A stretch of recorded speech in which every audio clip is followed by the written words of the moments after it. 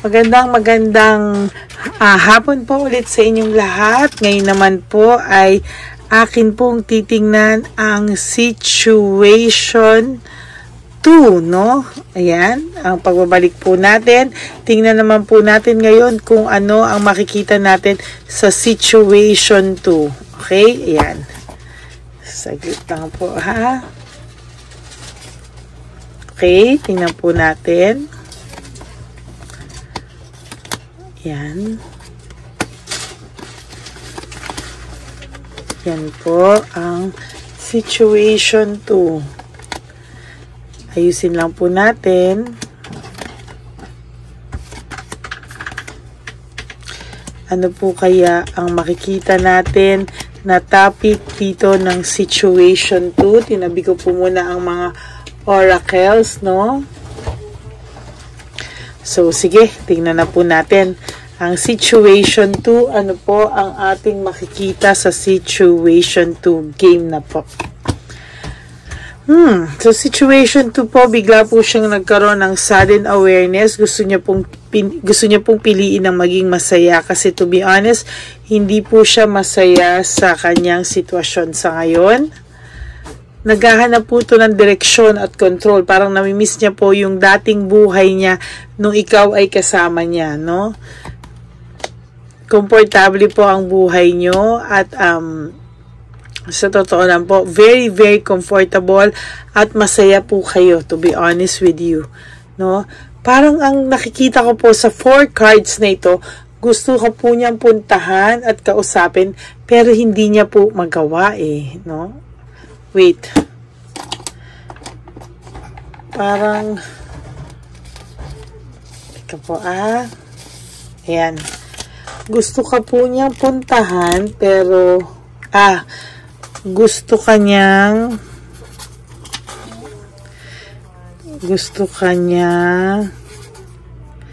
puntahan. Ako, ano na taging pentel ko. Puntahan at kausapin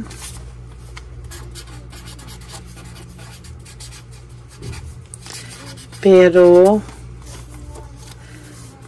di niya magawa. Yan. So, gusto ka po niyang puntahan at kausapin pero hindi niya po magawa, no? So, tingnan po natin ulit. So, there's hard work and responsibility, no? Meron po talaga tong iniisip niya po na ngayon nagkaroon siya ng responsibilidad. Ngayon marami siyang kailangang pagsumikapan kasi wala ka na po sa buhay niya, no? Nung nandun ka po sa buhay niya, panay abundance ang nakukuha niya, panay blessings, panay ang bilis-bilis na masolve ng mga problema. Pero ngayon po, no, nag-iisa na lang siya sa problema niya. Si Chabilitan Palaka o yung kinakasama niya po ngayon, hindi naman po siya tinutulungan, no? There's fear of change, no? Natatakot po siyang tuluyan na magbago ang buhay niya, tuluyan ka pong mawala sa buhay nitong taong to, no? To be honest with you, gusto ka po talagang puntahan at kausapin, pero sa totoo lang, hindi niya po talaga magawa no? Maybe because of his ego, his pride, hindi niya po alam kung ano yung magiging reaction mo, no? Kasi namimiss niya po yung buhay niyong masaya, no? Dream come true, may fulfillment po siya sa inyo, kayong dalawa, kahit na simple lang ang buhay niyo ng araw, pero masaya po, no? Full of parang full of happiness, full of blessings, no? At nakakaraos po kayo sa buhay, Pero ngayon po, sa totoo lang, ang buhay nito ay panay pagdududa, panay lack of self-awareness. Ito po ang naging relasyon niya sa ngayon, no? Kaya nga po itong taong to, gusto ka talagang makausap pero walang way na makakausap kayo sa ngayon. Maybe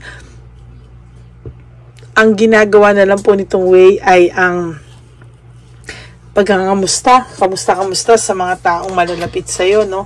Yun na lang po, no? Yun na lang po yung tanging yung mga musta sa mga taong kakilala ka, sa mga taong may komunikasyon sa iyo.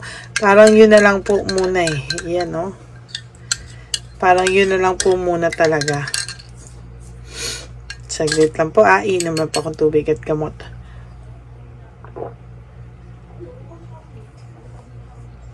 Yan. So,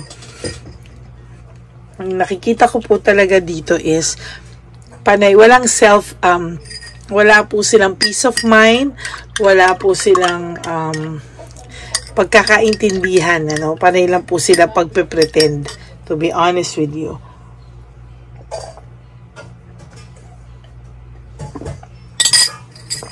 Ayan, no? Panay lang po sila pagdududa. Panay lang po sila pagpe-pretend, no? Yung tao po, yung person nyo po, totoo lang, ina-avoid niya na lang po magkagulo, no? Pero sa totoo lang, pagod na po itong partner mo o ex mo po sa mga conflict sa buhay. Dati po, siya yung gumagawa ng conflict sa'yo. Well, in fact, ngayon, itong taong to po, ayan, no? Itong taong pong kinakasama niya ngayon, yun po ang palagagawa ng conflict. Actually, pinag-aawayan ka pa rin po nila, no? Deception and manipulation. Hindi po naniniwala na yung person nyo ngayon ay hindi na po kayo nag-uusap, no?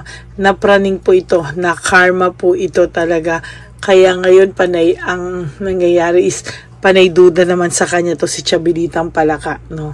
Parang, ingat na ingat po ito na malaman ni Chabilitang Palaka na ikaw pa rin ang nasa isip niya, ikaw pa rin yung hinahanap-hanap niya, no? Kaya sinasakyan niya na lang po to si Chabilitang Palaka because si Chabilitang Palaka po is totally opposite mo po ito. Magwawala po talaga to, dakdakera po ito talaga, nako, mahirap na po, no? Pareho, deception and manipulation, ito naman weakness and manipulation. So, there was a time po na itong taong to ay inabuso yung pagiging mahina mo o yung pagmamahal mo sa kanya, no? Alam niya po na mahal mo siya, pero ano po ang ginawa niya, no? Tinake advantage niya po yung kahinaan mo, no? Parang tinake advantage niya po yung kahinaan mo. At talagang masasabi ko po talaga na, ayan, no? Talaga pong, ang tindi, no? Ang tindi po talaga nito. Parang, alam niya na po na mahal mo siya, na mahina ka pagdating sa kanya, pero parang tinake advantage niya pa po ito.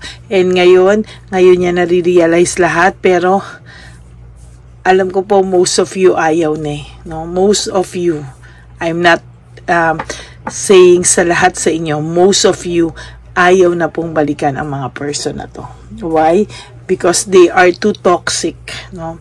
Toxic na po, and parang things will never be the same kahit magsisi pa tong taong to. Kanina po yung meron tao tayong pagsisisi ay peke, no?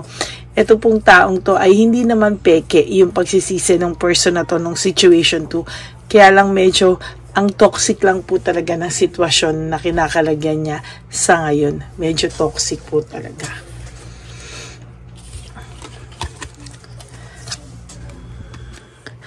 There's bad luck sa buhay niya po at buhay nila ni Chabilitang Palaka, no? May bad luck. Panay bad luck po ang nangyayari sa kanila, no?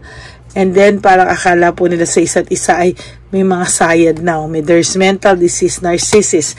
No, silang dalawa po nagsisisihan. Silang dalawa po ay nagsasabihan na narcissist.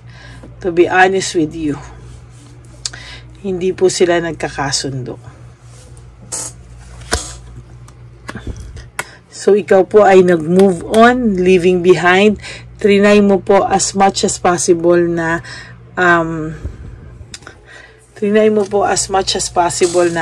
itong taong to ay iwanan, no? At or hindi talaga kausapin, na hindi ka na magmakaawa sa taong ito.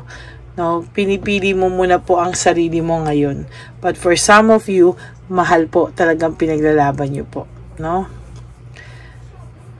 Kaya lang po, nasa very, sabi ko nga, nasa very, toxic siyang sitwasyon sa ngayon. Toxic po talaga. There's sadness, fear, and loneliness, no? May sadness, fear, and loneliness po. Sa ngayon, matindi po ang sadness at loneliness nitong taong to. Sobra po ang loneliness nitong taong to. At greedy, no? Na may pagka-greedy po itong person na to, kaya sa totoo lang po nangyari po ito sa kanya. Lack of direction, dinadivert niya po yung mga bagay-bagay, no? Medyo siguro po ikaw ang sinisi nito, or ito pa po yung nagalit sa inyo, but the truth is, ngayon po, no, nare-realize niya na siya ang may mali, no? Pero sa totoo lang, parang alam niya na ayaw mo na rin sa kanya. Hard work and responsibility. So, nahihirapan po siyang budgetin lahat-lahat ng mga bayarin niya. Ngayon po kasi siya na po yung may responsibility sa sarili niya, no? Kasi iniwanan mo na po siya, na dati po talagang full support ka po sa taong to, but ngayon hindi na po talaga. Kinikilabutan na po yung iba sa inyo pag napapag-usapan to eh. Then, there's freedom and self-acceptance. Parang siya po yung gumawa sa sarili niya na to, no? Gusto niya po kasi maging free, gusto niya po mag-explore, and now kailangan niya po tanggapin na kasalanan niya po lahat ang nangyari sa inyo.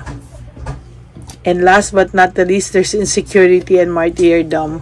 Naging martyr ka po sa taong to, lahat binigay mo, wala kang tinira sa sarili mo. Pero in God's time and in time, magiging panatag din po ang puso mo. Okay? So, tingnan po natin ano yung 5 cards, no? Will this pain ever stop? So, nagtatanong po siya kung mawawala pa raw po ba yung sakit na nararamdaman niya. Will you leave me like the others? Iiwanan mo rin daw po ba siya katulad ng iba? Bakit mo daw siya blinak? O hindi kayo nagkakausap? Maybe for some of you, blinak mo nga siya talaga. No one understands me but you. Ayan. No? So, parang feeling niya po, no, mawawala pa ba yung sakit? Blinak mo pa rin ako. Huwag mo ko i-block kasi ikaw pa rin yung nakakaintindi sa akin, sabi niya. And I am the man, no? Siya pa rin daw ang lalaki sa inyo. Kaya sa totoo lang po, no? Kaya sa totoo lang po, no, sinasabi niya, palagi na maging submissive ka sa kanya, siya habulin mo, etc. Pero maling-mali po yung ideolohiya niya. Sabi niya, I want to feel that way again. Gusto niya raw po maramdaman na ganyan pa rin po ang pagmamahal mo sa kanya. Kung babalik daw ba siya sa iyo, ay ganun pa rin daw ba ang same init ng pakiramdam mo sa kanya? Sometimes I stay awake thinking about you. Naiisip ka po ng taong to sa ayaw at sa gusto mo. Kaya po talagang most of the time po, naaaligaga ka, natataranta ka nang hindi mo alam bakit. And I wonder if you are happy without me. Iniisip po ng taong to, masaya ka na ba kahit wala ako? Kasi gusto ka pong puntahan ito at kausapin, pero hindi po wala po siyang magawa. At hindi niya pa po ikaw makayanang kausapin at harapin. Yun. So, that's it for situation 2, no? Ang situation 2 natin po ay gusto kanyang puntahan at kausapin, pero hindi niya pa magawa. Ayan, no? Hindi niya pa magawa. Yan, no? So, kanina sa situation 1, peking pagsisisi. Ngayon naman, nagsisisi siya, pero hindi niya pa po magawang puntahan ka, no?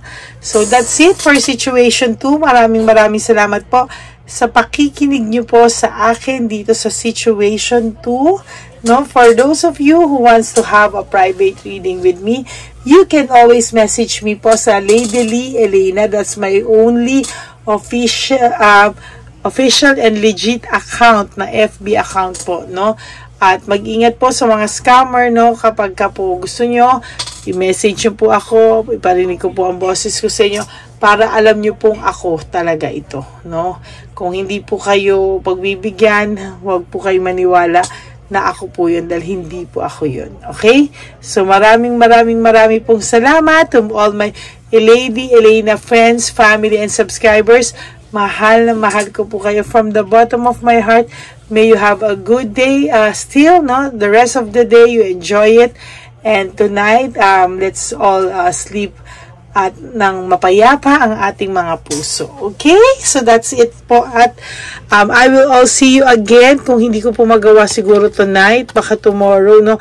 For situation 3, no? For situation 3. Pero sana po magustuhan nyo rin po ang situation 2.